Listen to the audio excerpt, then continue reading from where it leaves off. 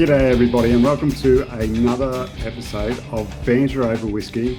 All three of the crew are on tonight. So Adrian at That Whisky Place, Vic at Vic.Whisky and myself, Brad at Banter Over Whisky.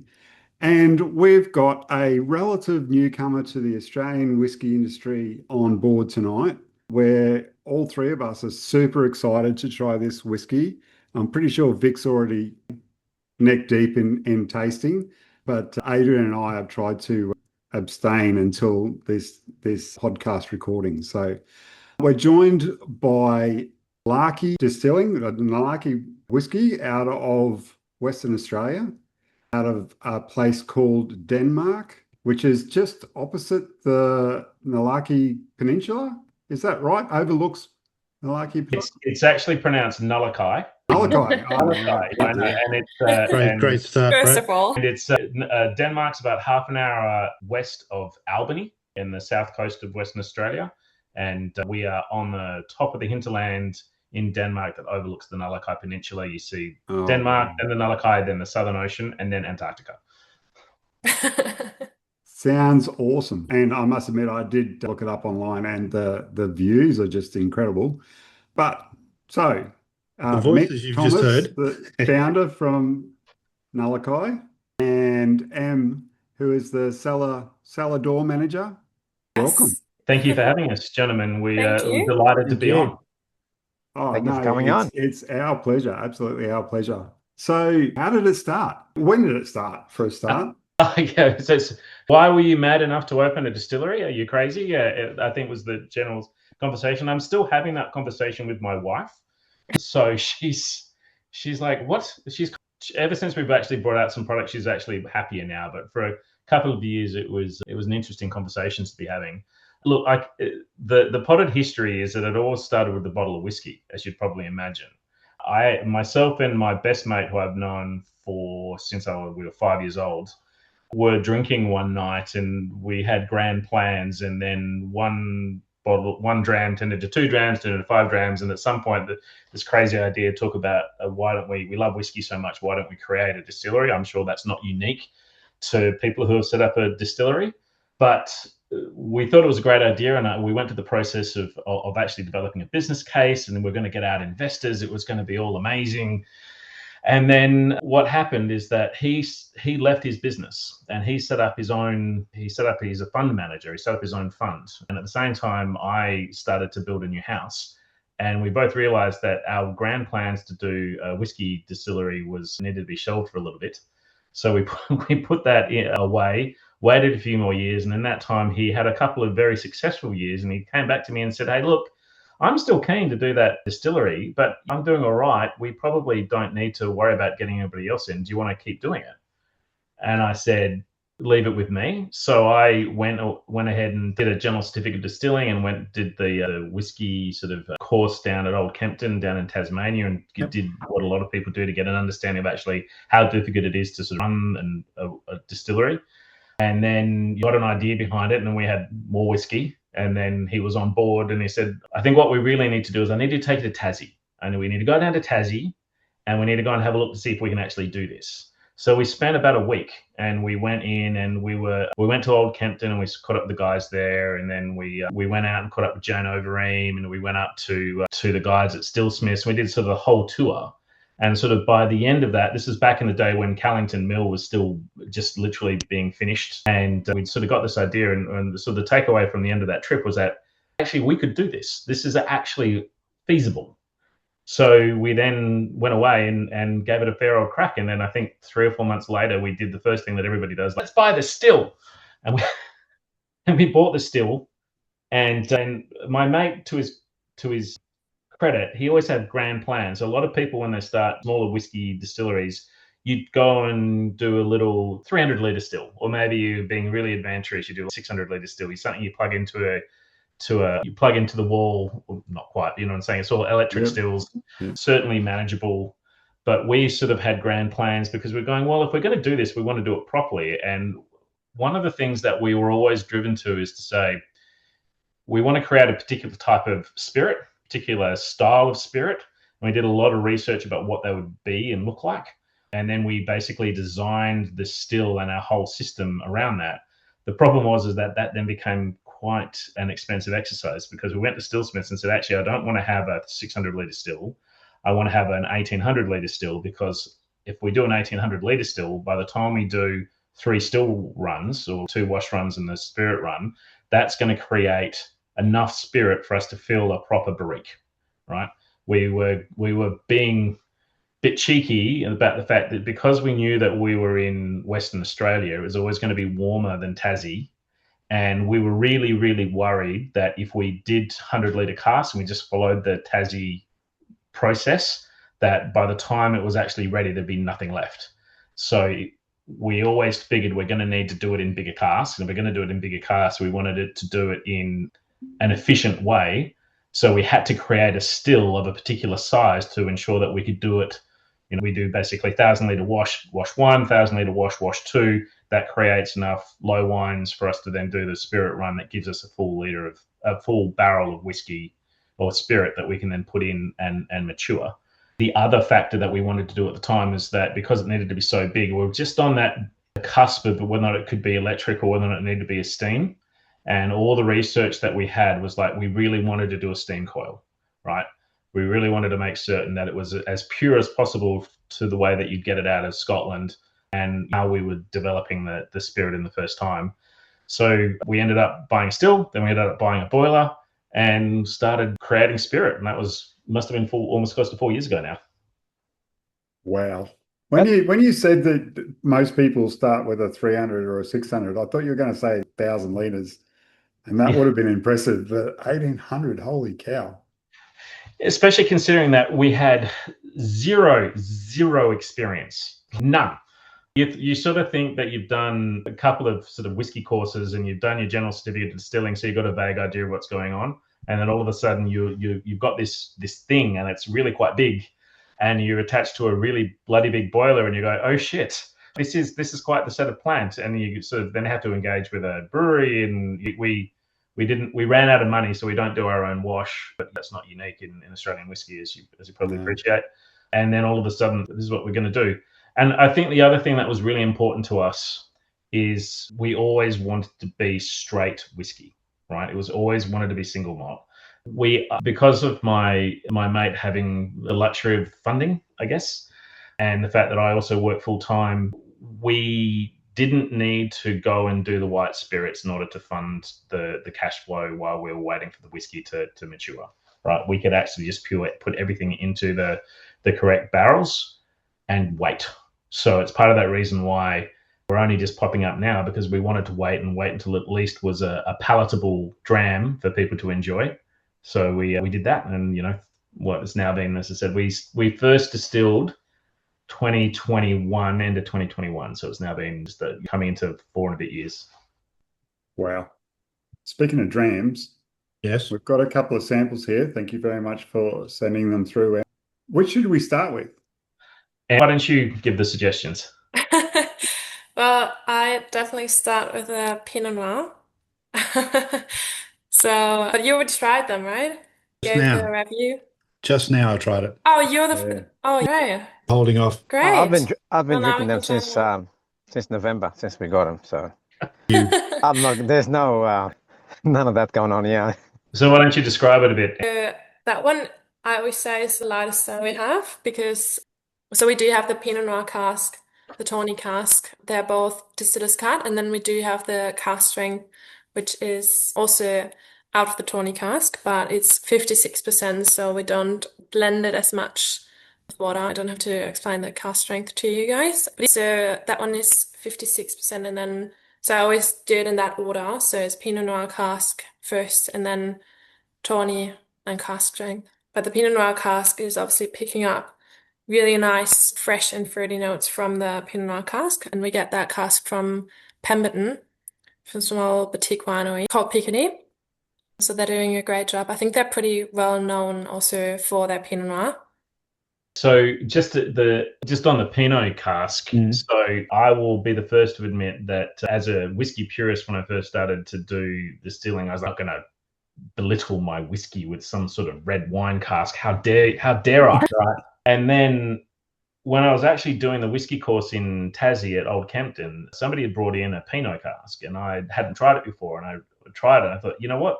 I like Pinot Noir wine, and I like Tassie's Pinots, and I tried this whiskey that came out of it, and I thought it was bloody delicious. I just thought sometimes the whole Christmas cake caramel whiskey can be overly sweet and just become a bit too much. And I just wanted something that was a bit lighter, a little bit more refined. And that sort of comes back to why I thought it would work with the style of whiskey that we're creating, which is a light and elegant spirit. And we'll come back to that in a little while. But I thought, well, if I'm going to do Pinot, I've got to try and find a good place that does Pinot. Now, in Western Australia, you may not know, but we do quite a bit of Pinot Noir. And some of you may or may not know that in Pemberton, which is part of this Great Southern Forest region, which is about 2.5 hours away from Denmark, about 2.5 hours south of Perth, near Manjimup.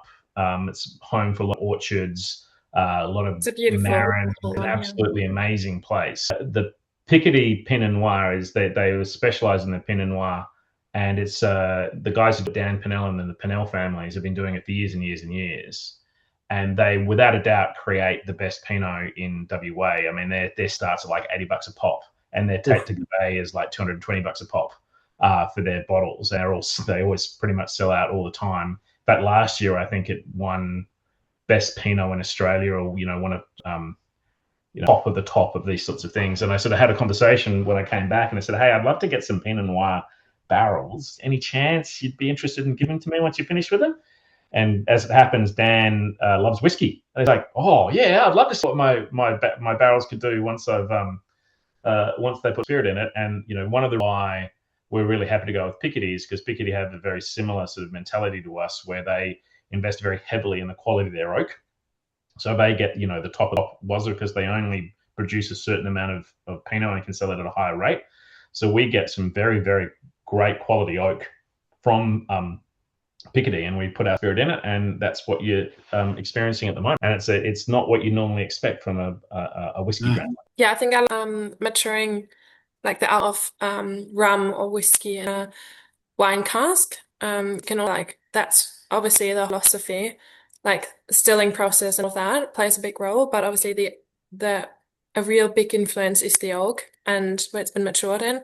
And you can like the last that I bought, they also matured their rum in casks. So the outcome is just insane how fresh it gets. And with a Pinot Noir cask, because also that's like the best thriving variety down south. That's obviously what we want to showcase, like the region and it. So putting our whiskey in these barrels is definitely like a really nice touch. It is funny. So I've been speaking to people who start to get to know our whiskey a little bit. And, if they were single dram, just feel they'll love it. They'll usually take the Tawny or the Tawny cask strength because it's, just if they want to have a few, then a lot of people will sort of default to the Pinot because it's so light and so approachable that you can, have one and, oh, that was nice. I might have another one. And next thing you know, maybe all of a sudden you've only got half a bottle left. So this is great.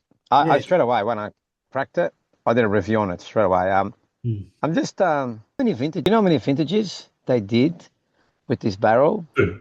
So that would be a 2017 vintage. The one that you're drinking out at the moment is a 2017 Pinot Noir vintage. So they normally, so what Dan told me is that they normally last 4 years, the barrels. So they do 1.5, or sometimes they'll have some of the Tête de Gouvets will go for a bit longer, and they'll do 4 years. But most of the time, you're looking at 2 and 2 or 3 and 1, or but generally speaking, after 4 years, they've had 4 years of taking the oak out of the French oak, the oak flavor of the French oak, and then they don't use it anymore for the Pinot. But of course, by that stage, it's completely flooded with the Pinot flavor, which is exactly what we want.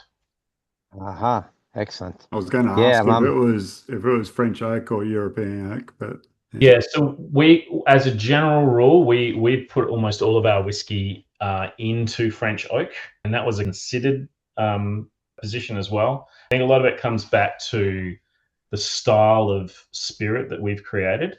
So if you have a chance to sort of check out or go to the website, you'll see that we've got a really pretty still.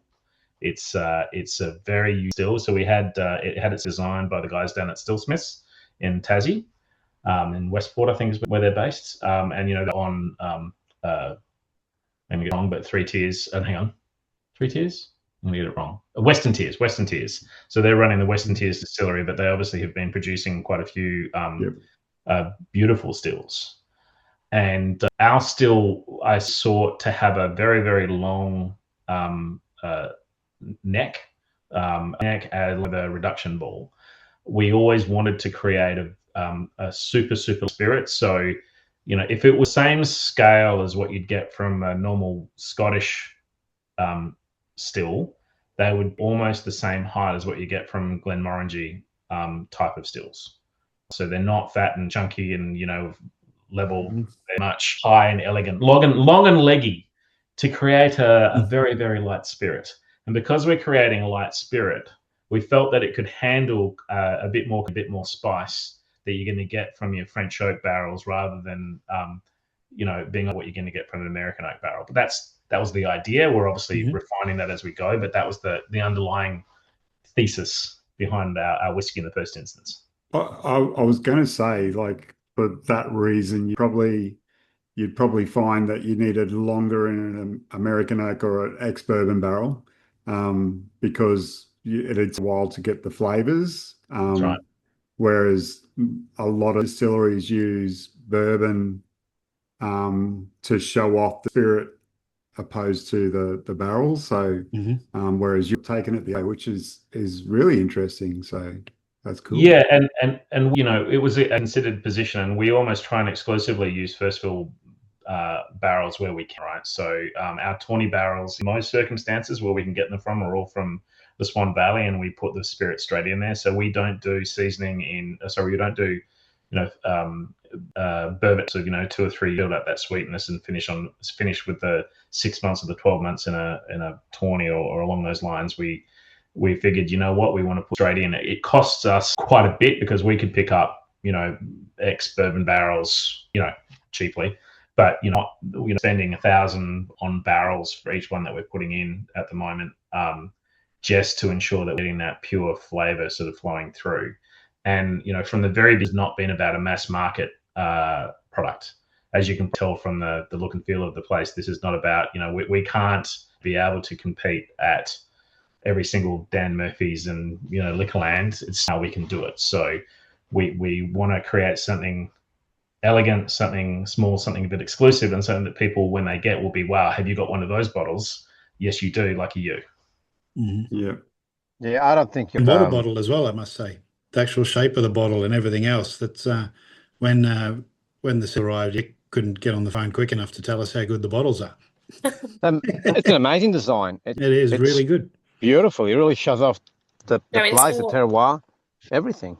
It's all handcrafted and all handmade, so it takes like about 6 minutes to one. Wow. And put the on, so you can definitely tell. Yeah, and Marika's done a few of them, and she's probably under it. So takes 12 minutes. Yeah. To be honest, at the moment, I've seen the whiskey landscape in Australia change the last 5 to 10 years, and I don't think your belongs at Dan Murphy's or Liquorland or any of them chain stores. I think the perfect place it is at your distillery cellar door, mail order, or some maybe some of the exclusive Dan Murphy's. They might belong there, not even there. Mate, some of the boutique bottle shops. That's where I think it belongs. I mean, the product inside is just phenomenal. And the casks that you use, everything, the terroir. I did search those guys, that vineyard where you get it from, and I'm going to get some wine from there. And then I looked at the price, and I'm going, oh, okay. I could pay bottles of whiskey for that.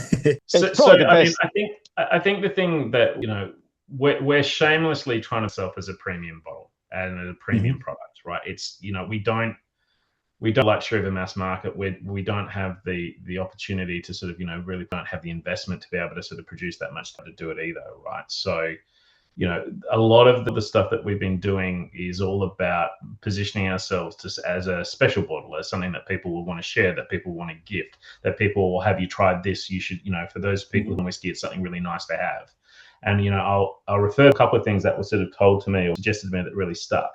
So the first one was from the Godfather himself, Mr. Lark, who we've met, multiple times, and very as with everything, there wouldn't be a whiskey distillery in Australia that hasn't had Bill put his fingers over it in some way, and ours is absolutely in that. And he's come in and had conversations and all sorts of very cool stuff. In fact, on a quick side note, we went to Glenfarclas in Scotland and got William Grant to bottle, which was one of the last bottles of the collaboration that Bill Lark and Glenfarclas did. We've got that bottle, and William Grant signed it. Bill's just signed it, and it's going to be on our trophy cabinet, which is to say, here it is. It's going to sort of reference both really strong influences for what we want to do with our whiskey. And I could think of a lot of worse sort of influences than Glenfarclas and Bill Lark. But Bill, very, very serious when he met us and I was doing the training, which he says, he built the industry from scratch, and so this time and effort, and that's been shared amongst the industry, which we're sort of really proud to be a part of. And the thing is, we will, we're all in this boat, and the best way for everybody to be doing well is to ensure that we're creating the best possible product that we can. And that's not just for Tasmanian whiskey, but I very much view that as Australian whiskey. We still, I've got a whole other comment about what's happening for the spirits industry at the moment more generally, but whiskey is a sort of a forever drink. It's been around for a long time. It's it's got so much emotion tied up to it that, for our point of view, if we can emulate even half of the good work that's been done by some of the premium Australian whiskey brands, heaven forbid this podcast and the rest, Greenbanks, all the rest of it, we'd do that. And what Bill was mentioning to us was that encourage the product, the great outcomes you can do from a product. Make it as good as you can. Make it that the rest of the world does want to buy Australian whiskey, and that's what we're sort of trying to achieve. So we did that with the spirit, and then with the labeling, I had a great conversation with Paddy McGuire, who used to run Sutherland's Cove. When I was sort of sitting with him, I said, what happened? And he said, when it was the old Hobart Distillery, or whatever it was used to be called, they had the first lot of packaging, or the Tasmanian Distillery, and it was really pretty average. And he said the thing that I could do was to actually turn it into a professional label and make it look and feel like you could put it onto a shelf and be proud to have it on a shelf. So I looked up the guy who designed the label and the thing for Sullivan's Cove. Turns out it's the same guy who did it for Overeem, and he lives around the corner. He's in Subiaco where I am, and so John Emmett Reb Designs, and he and I have been working for a long time to build what you see, which is we started with it, and then we went from there, and every single element is thought out. Again, trying to sort of make it pick up when I saw Vic your opening video, and what I want people to experience when they see it is like you open it up, you've got this beautiful box. And then you open the box, it's even better. Oh my God, look at the bottle. Yeah. And then you up and drink it. It's like, it's great. And then finish drinking it, you forgot the whole thing and buy another one. It's great. The reason I'm muted is so I don't swear. Because you're exactly right. I opened the box, I'm going, fuck, look at this fucking bottle. It was like, Jesus, I couldn't believe it. It's amazing. Congratulations. Thanks. Probably best looking bottle on the Australian market. Not probably, it is. Well, the other thing is that there isn't that much of it, right? So our whole business is probably only to sell a couple of thousand bottles a year, right? Because that's all really they have. So we want it taking pride of places on people's whiskey shelves and in high-end bars and nice restaurants where there are people. You stand there, and I'm looking at Brad, and if I was looking at Brad, I could pick the bottles of where they belong. And I want to see, as soon as you see they've got an Nullaki bottle. Mm-hmm. Yeah. I like how I saw the bottle, and to me, it reminds me of it's going to sound like a soldier with really broad shoulders, and then like the necks and everything. And that's what I see it as, just something along those lines. But yeah, it's just a interesting shaped bottle, and it really, like you said, instantly recognizable, which is exactly what you want. So yeah, well done on that. Thanks. And it's bloody too. Yeah. It's about 2 kilos worth of bloody silica in it. It's not gonna, if you get upset with somebody, don't move away from the bottle. Because you don't want to be scorned with one of those ones. It's very the bottom of it is. I've not seen another bottle with that bottom on it where it's like anyway. Sorry. No, it's This is a podcast, so people can't see it. And Well, we're putting it on YouTube, Oh, they Brad. can see it now on you're YouTube. creating intrigue. People now need to go and look it up and say, "Oh, That's check right. that one out." absolutely, Yeah. they do. They can go on YouTube now. We've been uploading on YouTube. We haven't told anyone. Yeah. But yeah, you can have a look. But yeah, amazing bottle. Where's the topper? Can Leave it I? Sorry, can I just go back to the whiskey? Yes, sure. The that Pinot. What did you put the spirit into the barrel at? What ABV? 60. So we put it in. So we it comes out by the time we finished our heart run. We have usually about 70, give or take. By the time we have it sort of blended down, break it down to 60%. Again, you know, I know when it's supposed to be 62.3, but you know, we were really worried the amount of evaporation and angel share that's going to be coming through in WA, and like with all of our today, we're losing 10% per annum, you know, or more. You know, but with this warmer environment, we were kind of thinking, well, you know, is the ABV up or is the ABV going to go down? And it's actually going up. So, which is interesting. Like I think it should go up, but I'm not sure. So we did it at slightly less than what people would normally expect in Scotland, or what, you know, your 62.3 or 60, you know. And then I ran to it and say, well, why would we do it that way? And then the other unique factor is that is our latitude. So is almost in exactly the same latitude as Tennessee, right, in the US. And Tennessee doesn't barrel at 62.3. They barrel at 55, or, you know, Kentucky barrels at Tennessee barrels somewhere between 55 and 60. So I figured that a lesser ABV would probably be better. You know, that's I think when it comes to the maturing, because, you know, even though it's a strong whiskey that you guys are trying with the Pinot at the moment, it shouldn't give you that really sort of, you know, smashing of the alcohol up front. It should be a lot of the comments that we get from the very beginning is like, you know, yes, it's pretty smooth, and you know that's exactly what it's supposed to be, a really, really smooth whiskey. And now that's had a bit of time to air, it's even better. Like the first bit I had, a little bit hot maybe, for the want of a better word. But now that it's sat there for, how long have we been chatting now? 15, 20 minutes, mate. Yeah, it's gone. It's really good. It's just, I hate using smooth, but yeah, it is. Yeah. And Marika, mouthful. Yeah, Marika, when you you know, running through, we often encourage people to obviously, you know, break it down and right with the water and see the evolution of it over the ABV changing. Yeah, with the cask strength, I think that's kind of what we meant to do, like to break it down a bit, and then it opens up way better as well. But I feel like the Pinot cask and the Tawny at the Distiller's Cut, you don't really want to dilute at all. Whereas, yeah, the cask strength gets with a bit of water. But in general, just lets it, as you just said, it's not doing bad at all to the whiskey. How do your I just put some water in it, just as you said. Don't worry about it. So pouring it while I'm listening. Oh yeah. I actually don't. I was drinking one of our. We sold out of the Pinot that you're drinking at the moment, and we've got a new one coming out, Barrel 9, which is now almost 3.5 years old. Before we bottled it, and I put just a in it, and you know, but I'm biased. But you know, it just having a little thing as you run through the drink run through the dram can be a nice experience. Sorry, Vic, I think you're going to say something. Question for M, with your salad or sales after tastings, people go for the Tawny or the Pinot? I mean, I'm talking about the cut, not the cask strength. Just a sort of small report on that, because obviously we want to see how it all goes. But it's definitely like the Tawny, the Distiller's Cut, the 44% one. That's like everyone's darling. Everyone quite likes that one. Especially like bourbon drinkers as well. It's picking up the sweetness for the wine cask.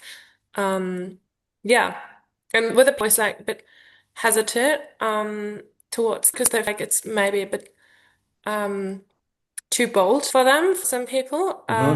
But yeah, I don't know. It's a new flavor. I mean, it's been around for years now, but I actually love red wine casks. Which brings me, Mick, Do you do semi-starward, wet, or do you guys pull the barrels apart and char it? No, you just get the 225 barriques and So we we experiment a little bit. So like the team at Chaussee, not the boys, the team at Starwood, they're obviously exceedingly successful from what they're doing, and they just put it straight. They go put their stuff into a lot of red wine barrels, Shirazes and cabs in particular. Which gave me a bit of comfort to say, well, it's still a whiskey Starwood and a particularly good price point. And I've been to Distillery, and one of the directors sort of showed me around, and it's like, this is right, and you go, but it's a do, and I think they're so well, and it can prove it. They're really bringing masses the fact that you can have a red wine cask, and it's perfectly acceptable to have it as a whiskey. So we're trying to sort of take it to the next step. Is like, yes, you can do it, but we're going to do it in an even more premium ways as possible. But we do it at both. Sometimes we just put it straight into the barrel, and sometimes we've decided to char it and then put it in. And to be fair, we haven't got the outcome of the charring ones yet because they're still maturing. So, but that batch is going to be quite exciting because that's the first batch maturing in Denmark. Because before we just on the production side, so before everything happened in Perth, where the climate is obviously like 10 degrees warmer, almost. So it's going to be exciting to develop here in Denmark. Okay, so that's where your bond story is. Big bond story, Nick, or we started to do the distilling in Perth because it was just me and my mate Jock now moved back to Scotland. But for the better part of sort of 2 years, we were distilling up in Perth. And then we built our bond store down in Denmark first about 2 years ago, while we were still in Perth. So we had the still, we were manufacturing the spirit up in Perth. We were putting the barrels in Perth, and then we would then ship them down to Denmark, where they've been maturing over since that time. And our bonds into the hill underground, well, 3/4 underground is the best way to describe it. So our distillery at the top of a place called Mount Shadforth. So if you ever go and check out our website, you can see some of the pictures, but it basically overlooks, it's right at the top of the hill on the top of the Denmark, and it looks straight down the valley, straight across to the Wilson Inlet, and then across the Nullaki Peninsula, then to the Southern Ocean. But it's on a really steep hill, so you've got an amazing view. In fact, it used to be a function center, and people used to have weddings there all the time. And I think the locals are a bit pissed off that we've taken the function center away from them, but then some of them are happy that we've now got a whiskey distillery. So, swings and roundabouts. And then we did is directly in front of the cellar, because we didn't want to ruin the view. We basically dug into the hill, right? And this cost us an absolute fortune, as you probably appreciate. Going anywhere underground is not cheap. So we went all the way down. So now you can sit on the cellar door and you look out, and on directly in front of you on the ground is the roof of the barrel store, and you can look down and go further down. So it's probably sunk about 5 meters down below from the ground, from the floor of the thing. And we did that to keep it as a stable temperature as you can. So it's all ventilated, so we had all the Southern Ocean breezes come straight up the hill and into the barrel store. But it's also, what would you say, 2/3, 3/4 sunk into the hill. So there's only probably about a meter, which is the roof above, and all the rest of it is underground. Wow! I must admit, I saw the pictures online. Yeah, I wondered how underground it was, because like the pictures from the end looked like a bunker. Yes. So, and then I saw another picture, which was obviously the roof, and I thought, oh, okay, so I don't know now. I don't know whether it's underground or not. So, yeah, very nice. Very nice. I think the idea of going in at the lower ABV, holy cow, that's amazing. And there's a lot of thought at the moment in Australia around the difference in our environment and what that to the whiskey and how much oak out and so on. So whether by design or not, I feel like that's a really good move. And the fact that Tennessee, same. That's really worried that we went Also, into, if we were really worried that if we went into too high on ABV, 62, 63, 64, and you can get differential in just a couple of degrees of a couple of percent of alcohol. That is considering that, yeah, Denmark's lovely and it's very stable, and it's 10 degrees Celsius cooler than what you get up in Perth, but it's Western Australia. It's still in winter it's cold down there. You're getting to, but it's warm. And we're worried that, you talked about, Adrian, sometimes when you take a little first sip, it feels like it could be a bit hot.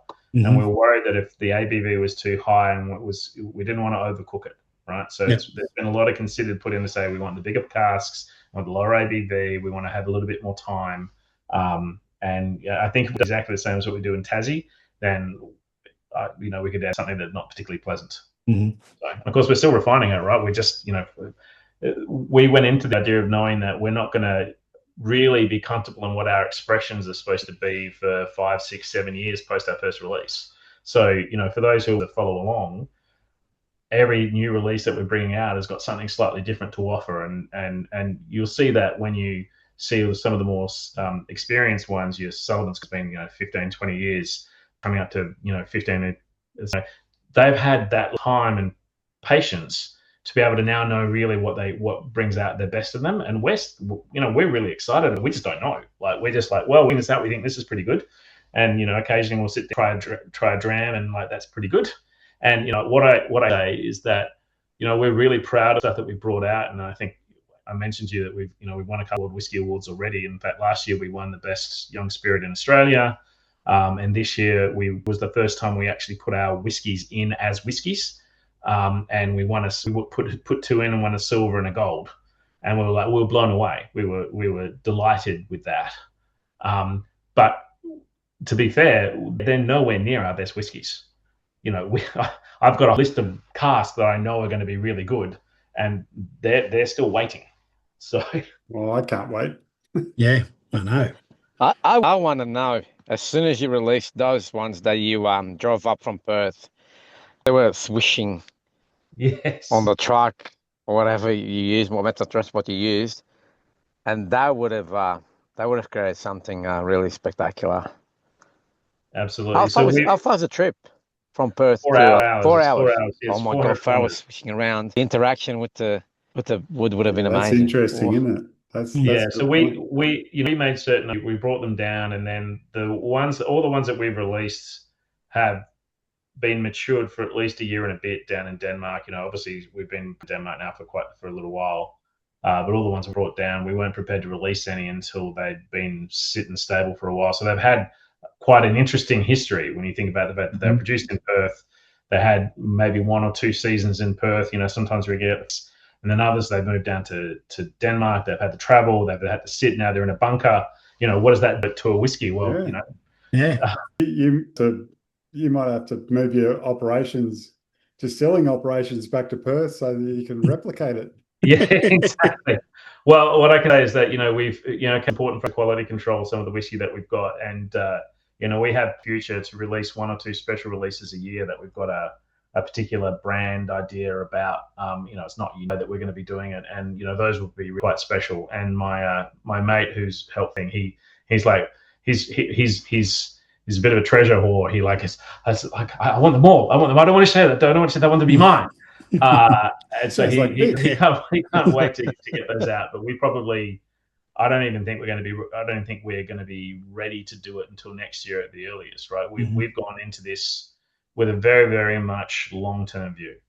This is they'll come out when they're ready. We want people to come down to Denmark. We want people to have a great experience there. We want you to enjoy the whiskey, enjoy the view, have a great opportunity, and then take away something that's going to be special that you can share with friends and family. Western Australian barley? Yeah, so we have to really leverage as much the best local products that we can. So the Great Southern region is I think the area of growing barley in Australia. So we get all of our barley from the Great Southern, and it gets malted locally. Nwangerup and Albany and Grace and all those places across the Great Southern, barley everywhere, and it's super high quality. So we take that. Our still in operations on a hill, but we've got a spring that feeds a dam. So a natural spring that we take the water from, and that sort of comes through. And then the barrels themselves are obviously either from, yes, they're French oak primarily, but they also come from the Picardy and Pemberton, the Pinot Noir that we've also started to develop in Great Southern from Single File and other wineries down there in Albany. And we'll get the Tawny from Swan Valley. So the Swan Valley is well known for its fortified. So, and we've been able to get some, I mean, the Tawny that you've got at the moment, I think are relatively young Tawnies, but we've got Tawny barrels that have been 25, 30, 40 years old. Oof. That we put whiskey straight into. And some of those are amazing. Like you go, wow, you know, I can't wait to drink, but not yet. No, not yet. So, we really are trying to, embrace the from Western Australian produce and to become a brand that Australia, but West Australian can be proud of. I mean, when everybody thinks of whiskey, well, first of all, do people think of Western Australian whiskey? And if they do, they probably think lime burners. And that's a Cam and the boys do an amazing job, but we think that we'd like to be on the same sort of platform as them, and we think there's a lot of opportunity for West Australian whiskey in particular. Absolutely. While we're talking about Tawny, wow, You're a sucker for a Tawny. Really good. A sucker for a Tawny. But gee, this is just lush in your mouth. It's great. Have you dropped anything into it yet? Have you dropped any water yet? It comes even better, I reckon. The magic number's probably around, what do you reckon, Marika? 1 or 2 drops? 3 drops maybe? What do you suggest? I don't do drops, to be honest. But probably maybe 1 drop, yeah. Putting any in, like an M's word, I'm staying with what I got. Yes. It's like I said, I must say, it has been sitting in my glass for probably 20, 30 minutes. So, wow. It's really good. It's a big whiskey. Yeah. Big still, big bottle, big I go home. Yeah. We don't want people to, we're pretty proud. We're obviously really pleased with the feedback we're getting on the brand, and the bottle's great, and the packaging is lovely. But at the end of it, you could have you can still wrap a turd in tinsel, right? It still needs to be good spirit, right? We want something to say, wow, this is really so unexpected. In fact, we had somebody come up to me recently. And he said, I had no idea that WA could produce something like this. And I'm like, well, that's probably the nicest possible compliment that somebody could actually give us, right? And what we're hoping is just the start, and we're only going to get better, right? Wow. Well, you guys keep talking. I should have bought a bigger sample. Yeah. Well, Vic didn't send us an. No, I did. They're lying to the listeners at home. They're lying. I'll send them a whole bottle. I kept 1 bottle for myself. A whole bottle? A whole bottle, yeah. But it was only half full. Yeah, I thought I communicated that one. Oh, you did. Clearly, I didn't. It's like Vic doesn't listen. The other thing that's sort of super important for us was obviously to ensure that the bottle is going to be big enough to share. So, the other that I have about Australian whiskey in particular is that, you get 500, you got to pay 220, 230 bucks for 500 mils, and that just pisses me off. I know somebody who wants to support Australian whiskey, but it's there's a lot of money for not much whiskey, and I see a proper bottle. Yep. Give me 700 mils like everyone else does. So it was a non-negotiable for us. We've got to have a 700 ml bottle, right? We've got some little samples for 100 mils. People sort of got there. They're not on our. That you can only get them at the cellar door at this stage, but we very much felt it was going to be a 700 ml whiskey, so you can share it. You feel like you've got a fair bit to have there, right? And if Vic decides to keep all of it, then that's just too bad for us. Now look, I must admit, I did take a few samples, and for the listeners at home, I'm holding 4 bottles here, 2 samples each. So if you like to try a Tawny cask at 58. 56. No, 56. Sorry, 56%. What bottle is it? What barrel is it? Which one is it, Marika? What's the number? Brad's got the bottle there. Brad, what cask? Are you talking about cask Pinot? 20. Yeah, 20. Okay, cask 20. That's sold out. Long time gone. No, it's gone. No, but here's the trick: you can't actually get the cellar. You can't get the cask strength anything other than cellar door. Okay, there you go. You need to visit. So there you go, mailing list. Anyway, 2 Tawny casks, 56%, going to give away, and also 2 of the Pinot, which is the distiller's cut at 44. So all you're going to go is write on the comments, where is this place situated? And a voice recording of M's name. No, that's fine. Yeah, when we released it on Instagram, and you do for everyone, you know the drill. 3 of us plus the podcast. Then you got to follow the distillery, and then you got to follow please. M. Yes. M, do you want him to follow you, or you just want to leave that out?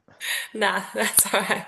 That's fine. Okay, so you guys need to follow. Nobody Not likes that following good-looking blonde German girls. I mean, nobody wants to do that. Definitely not. Oh no, you know what? No, better not, because you're gonna have all these requests. So yeah, you got to follow this podcast and the 3 of us, and I will send you these one sample for 4 people, and you will have to tell us where. How do you say it, Mick? Nullaki? Sorry? Nullaki. Nullaki. There you go. The Nullaki. Nullaki Peninsula. I'll never get that wrong again. I must Did say. not No, pass. it's a good opportunity for people to understand. You know, it's obviously a local, a traditional owner name that the location, and we have sort of reference it. It's It's lovely. not right part of or the- I reckon. The other thing that I'd Vic, obviously, you know, for those people sample, if those people want to get full bottles, we're obviously happy to put an offer out to anybody who's listening. And you know, if we'll put I think we'll probably call it Banter 20, and we're happy to offer $20 off any of our bottles that you get online. In case people want to have it, you can sort of show it to your friends and say, "Look what I've got." Very nice. Yep. Very nice. Thank you. Pride and place in the whiskey cabinet. Absolutely, hope so. Look, we've been going for a while, and we probably should be wrapping it up very soon. But one last question: is there anything that people should really be looking out for? Like you've mentioned that you've got exclusives coming up maybe next year.